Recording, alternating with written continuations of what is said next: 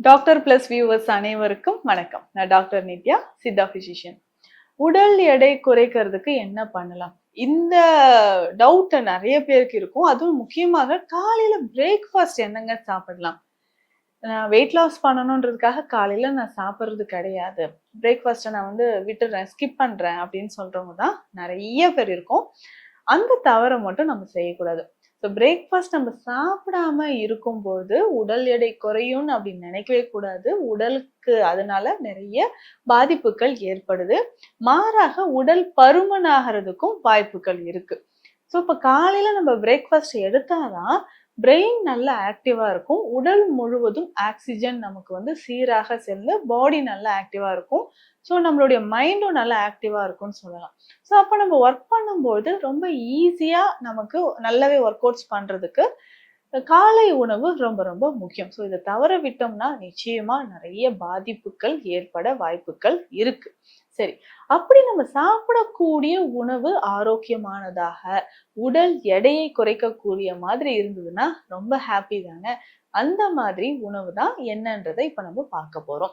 உடல் எடை குறைப்பதற்கு இந்த உணவுகளை எடுத்தா ஈஸியா நமக்கு வெயிட் லாஸ் ஆகும். அதனோடு சேர்ந்து நமக்கு என்னன்னா உடலுக்கு பாதிப்பும் ஏற்படாது.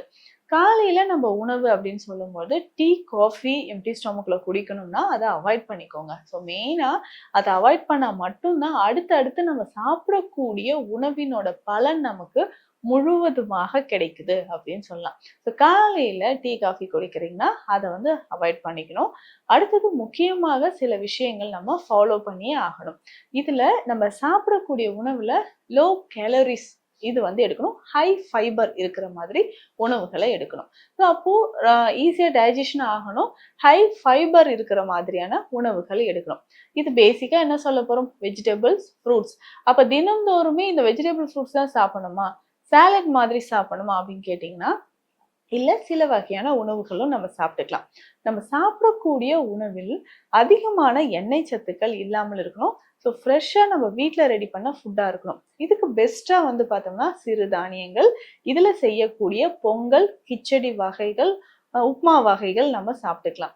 இந்த பொங்கல் வகை அப்படின்னு சொல்லும்போது இதுல நம்ம சிறுபருப்பு தால் சேர்த்து நம்ம சாப்பிடுவோம்.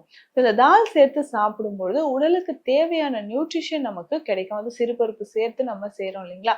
இப்ப திணையிலையோ, சாமை, வரகு இதுல நம்ம பொங்கல் செய்யறோம் அப்படின்னா இதுல கொஞ்சம் நம்ம பருப்பும் சேர்த்துப்போம். சிறுபருப்பும் சேர்த்து மிளகு, சீரகம், கருவேப்பிலை, பெருங்காயம் எல்லாம் சேர்த்து நம்ம பொங்கல் மாதிரி செய்வோம்.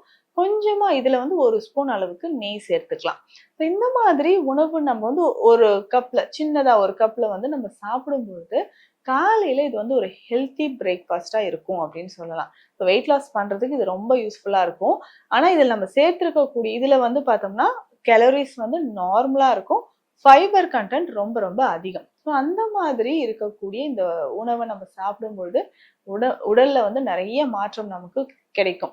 அதே மாதிரி சிறுதானியங்கள் சேர்த்து அடை மாதிரி வகைகளோ, காலையில் அடை வகைகளோ நம்ம சாப்பிட்டுக்கலாம். அதே மாதிரி நம்ம வேக வைத்து கஞ்சி மாதிரி நம்ம பயன்படுத்தலாம். சாதம் வடித்த மாதிரியே இந்த சிறுதானியங்களை சாதம் மாதிரி செஞ்சு இந்த கஞ்சியை வடிச்சிட்டு அதனோட நம்ம சாம்பார், ரசம் எல்லாம் சேர்த்து சாப்பிடும்பொழுதும் நமக்கு உடலுக்கு நிறைய ஆற்றல் கிடைக்குது. இந்த சிறுதானியங்கள்ல நம்ம கஞ்சி அப்படின்னு சொல்லக்கூடிய ஒரு விஷயம் என்னன்னா கொஞ்சம் கொஞ்சமாக இதுல வெஜிடபிள்ஸ் சேர்த்துக்கணும். அதுக்கப்புறம் இஞ்சி, கொஞ்சம் சீரகம் இது எல்லாமே சேர்த்து நம்ம கஞ்சி மாதிரி செய்து இதுல கொஞ்சமா தேங்காய் பால் கலந்து நம்ம சாப்பிடும்போது உடலுக்கு ஆற்றலை தரக்கூடியது அப்படின்னு சொல்லலாம். உடலுக்கு ஆற்றல் அப்படின்னு சொன்னா நம்ம உடல்ல இருக்கக்கூடிய பேட் கொலஸ்ட்ரால் எல்லாமே கரைந்து வெளியே போக ஆரம்பிச்சிடும். ஸோ கொலஸ்ட்ரால் லெவல் நமக்கு மாறும்பொழுது உடல்ல அதிகமான மாற்றமானது நமக்கு உருவாக ஆரம்பிக்குது. ஸோ இதனோட சேர்த்து நம்ம கொஞ்சம் கொஞ்சமா பிசிக்கல் ஆக்டிவிட்டிஸ் ரொம்ப ரொம்ப இம்பார்ட்டன்ட். இப்போ பிசிக்கல் ஆக்டிவிட்டிஸ்னா காலை நேரத்துல கொஞ்சமா நம்ம பிசிக்கல் எக்ஸசைஸ் நம்ம பண்றது ரொம்ப அவசியம். ஸோ காலை நேரத்துல எக்ஸசைஸ் பண்ணணும். ஸோ உணவு முறைகள்ல இந்த மாதிரியான மாற்றங்களை நம்ம கொண்டு வரணும். அதே மாதிரி மதிய நேரத்திலும் பார்த்தோம்னா நம்ம அதிகமா அசைவ உணவுகள் சாப்பிட்றதோ இல்ல டீப் ஃப்ரை பண்ண ஆயில் ஐட்டம்ஸ், ஸோ இது எல்லாமே நம்ம தவிர்க்கும் பொழுது உடல்ல மாற்றம் ஏற்பட்டு கொஞ்சம் கொஞ்சமா நமக்கு வெயிட் லாஸ் ஆக ஆரம்பிக்கும். ஸோ இடையே இடையே நம்ம என்ன பண்ணோம்னா கொஞ்சம் வெந்நீர், ஸோ வெந்நீர்ல நம்ம வந்து எலுமிச்சை சாறு கலந்தோ இல்ல பைனாப்பிள் ஜூஸ் இதை வந்து கலந்தோ நம்ம குடிக்கும் பொழுது நல்ல ஒரு மாற்றமானது கிடைக்க ஆரம்பிக்கும். இதுல நமக்கு ஹார்மோன் இம்பேலன்ஸ் இருந்து அதனால வெயிட் லாஸே ஆகல அப்படின்னு சொன்னீங்கன்னா அதற்கேற்ற மருந்துகளும் நம்ம ஃபாலோ பண்ணிக்கலாம். முக்கியமாக இதுல வந்து பார்த்தோம்னா இந்த வெயிட் லாஸ் ஆகிறதுக்கு இந்த ஹார்மோன் ரிலேட்டட் ப்ராப்ளம் இருக்குன்னா பேசிக்கான மெடிசின்ஸ் வந்து நம்ம ஃபாலோ பண்ணிட்டு எடுத்துட்டு வரலாம்.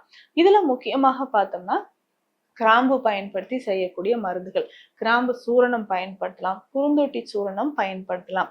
இந்த சூரண வகைகளை நம்ம பயன்படுத்தும் பொழுது நம்ம உடல்ல இருக்கக்கூடிய நமக்கு பேட் கொலஸ்ட்ரால் வந்து கரைய ஆரம்பிக்கும். கீரை வகைகள் ரொம்ப ரொம்ப முக்கியமானது. ஸோ பருப்பு கீரை, வெந்தயக்கீரை இது வந்து ரொம்ப இம்பார்ட்டன்ட்.